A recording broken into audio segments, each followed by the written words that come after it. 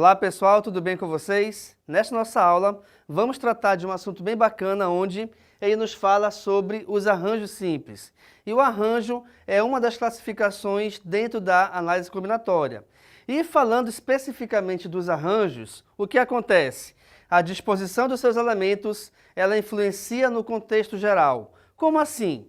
Vamos pegar como exemplo inicialmente aqui os algarismos 1, 2, 3 e 4.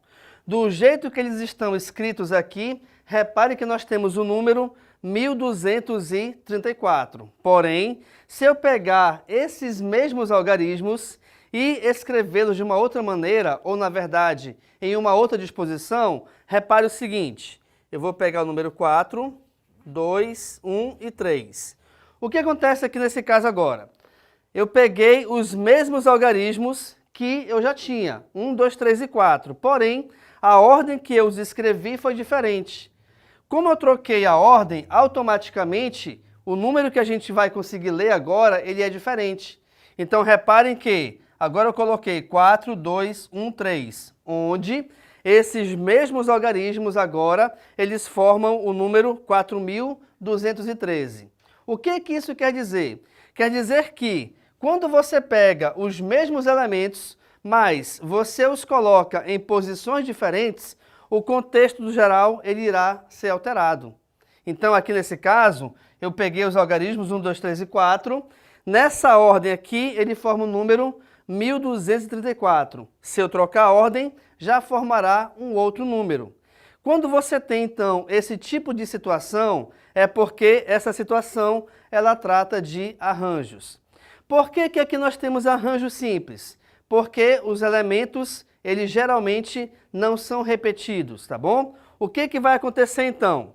Eu posso ter, aqui no caso, eu quero saber, aliás, utilizando os algarismos 1, 2, 3 e 4, quantos números diferentes eu posso formar, alternando aqui as suas posições.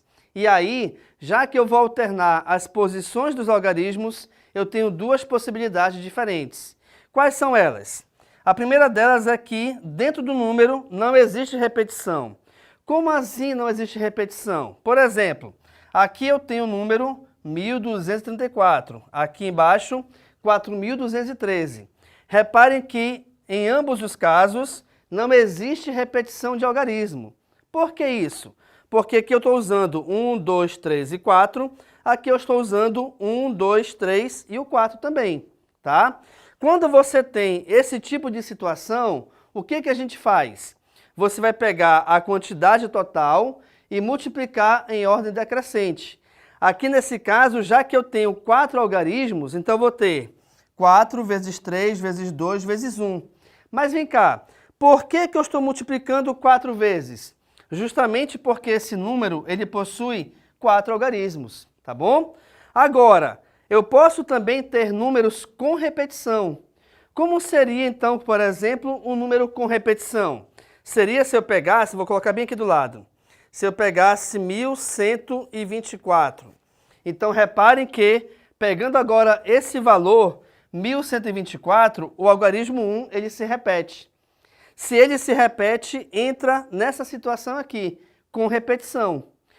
Nesse caso, o que eu vou fazer? Eu vou multiplicar, eu vou repetir, aliás, o número 4 4 vezes e multiplicar todas elas. Agora, atenção com cuidado. Esse 4 não é esse algarismo 4. Na verdade, esse 4 é a quantidade de algarismos disponíveis que eu tenho, tá? Então, aqui, por que eu estou repetindo o 4 4 vezes?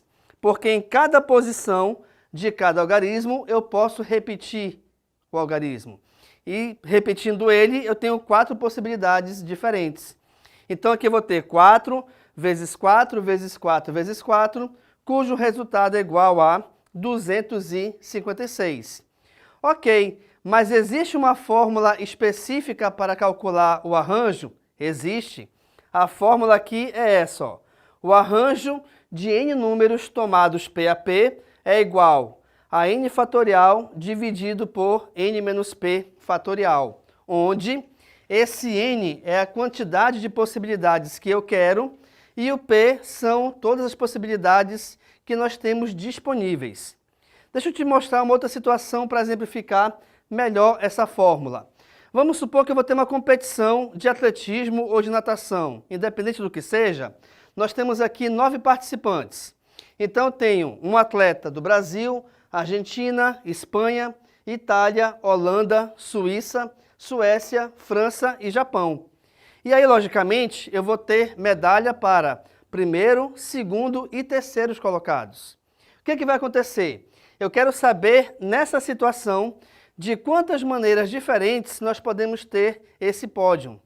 Ou seja, logicamente que eu vou ter um atleta em cada posição aqui do pódio, certo? Então, nós temos 9 disponíveis, porque é um atleta referente a cada país. Nesse caso, então, olha só, eu vou ter o arranjo de 9 pessoas, onde dessas 9 eu quero tirar quantas? Eu quero tirar 3. Por que 3? Porque são 3 posições aqui dentro do pódio, ou em cima dele, na verdade, né? Então, eu vou ter 9 elementos dispostos ou tomados 3 a 3. De acordo com a fórmula, reparem, o primeiro valor é referente ao N, o segundo valor é referente ao P. Então, fazendo essa comparação, como é que a gente vai escrever essa fórmula?